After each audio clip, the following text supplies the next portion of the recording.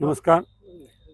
जालना नांदेड समृद्धी महामार्गाच्या बाबतीत हे जे आंदोलन चाललेलं आहे, आदरणीय आमचे दैनिक पार्श्वनीचे संपादक दिलीपजी राठी आणि त्यांच्याबरोबर सर्व शेतकरी ज्यांच्या जमिनी यामध्ये जात आहेत, शासनाने यांना जो दर देऊ केलेला आहे अत्यंत कमी, म्हणजे अत्यंत अन्यायकारक हा दर आहे शासनाने देत आहे. तो मी असं म्हणेल की समृद्धी महामार्गाला जो दर दिला आहे किमान तो दर तरी द्यावा किंवा त्यापेक्षा जास्त दर यांना द्यावा. आता जो दर देत आहेत अत्यंत अल्प दर आहे, कारण की हा हायवेला टच असणारी ही जमीन आहे शेतकऱ्यांची.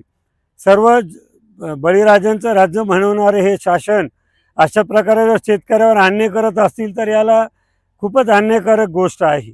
आणि आम्ही सर्व जालनेकर मिळून दिलीपजी राठी व सर्व शेतकऱ्यांच्या पाठीमागं खंबीरपणे उभे आहोत. यांच्या आंदोलनांना समाजातर्फे पूर्ण जालनावासियातर्फे पूर्ण पाठिंबा आहे. 3 दिवस झाले सारखे जालन्यातून ओघ येतोय त्यांना, अनेक जण येऊन पाठिंबा देतात, भेटतायत, त्यांना सांत्वन करतायत त्यांचं. तर मी शासनाला सर्व जालनेकरांच्या वतीनं असं विनंती करेल आणि लवकरात लवकर ह्या प्रश्नाला मार्ग काढावा आणि जास्तीत जास्त यांना मावेजा द्यावा अशी विनंती शासनाला मी करेल. धन्यवाद.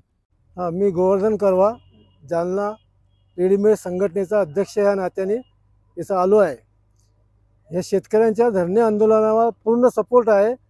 उद्या जर शासन आपलं व्यवस्थित काम करत नसेल तर यांच्यासाठी आम्ही सगळ्या रेडीमेडच्या संघटनेला सांगून बंदीचं आव्हान देणार आहोत. यासाठी मुद्दाम मी आलो आहे. जालना शहरात, जालना जिल्ह्यातील जे शेतकरी आहेत त्यांची बरीचशी जमीन जालना नांदेड समृद्धी महामार्गात जात आहे. ह्या जमिनीचा जो दर शासनाने निश्चित केला आहे तर कोणत्या आधारे निश्चित केला आहे तोच कळत नाही.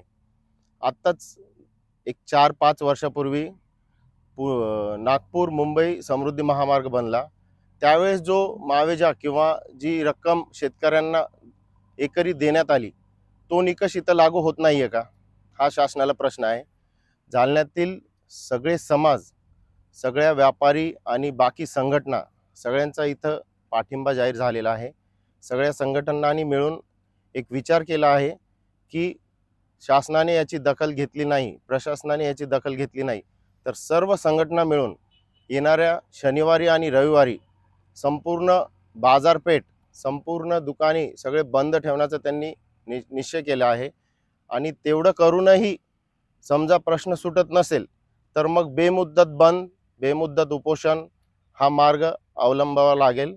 शासनाला, प्रशासनाला, सर्व जालनेकरांची विनंती आहे की त्वरित हा प्रश्न सोडवण्यात यावा व दिलीपजी राठी यांनी जे आंदोलन चालू केलं आहे ते कुणाही एका याच्यासाठी नाही आहे. ह्याच्यात शेकडो शेतकऱ्यांचा प्रश्न आहे. जालना जिल्हा आहे, इतर जिल्हेही आहेत, त्यांचाही भरपूर पाठिंबा मिळत आहे. प्रशासनाने याची दखल घेऊन त्वरित हा प्रश्न मार्गी लागावा ही सकल जालना वासियांकडून एक विनंती आहे. धन्यवाद. निर्णय घेतलेला आहे की आपण बंद करणार आहे. नेमकं जे हे प्रकरण चालू आहे, देवमूर्ती, राममूर्ती, रामनगर असे भागातील काही मोजके शेतकरी आहेत, त्यांना मावेजा मिळणार आहे. तर त्यांच्या मावेजा मिळण्यासाठी आपण बंद का पुकारताय? जेव्हा कधी असा जनतेचा प्रश्न उपस्थित होतो तर जेवढे सुजाण नागरिक आहेत ते निस्वार्थपणे अशा आंदोलनाला पाठिंबा देतात. स्वतः इथं येऊन त्यांना पाठिंबा देऊन त्यांची शक्ती वाढवणं हे सुजाण नागरिकांचं काम आहे. असा कोणताही प्रश्न, सामान्य नागरिकांचा कोणताही प्रश्न कुठेही उद्भवला तर जेवढे सुजाण नागरिक आहेत जालन्याचे ते केव्हाही येऊन त्यांना पाठिंबा देतात. त्यात स्वतःचा स्वार्थ, काही शेतकऱ्यांना त्यात मावेजा मिळेल, त्यांचा फायदा होईल, पण शेतकरी हा किती केलं तर शेतकरी हा आपला पोशिंदा आहे. शेतकरी जगला तर उद्या आपलं गाव जगेल, आपला देश जगेल. तर शेतकऱ्यांचे जेव्हाही प्रश्न उद्भवतील तेव्हा सकल जालनेकर एकत्रित येऊन आंदोलनास पाठिंबा देणार म्हणजे देणारच.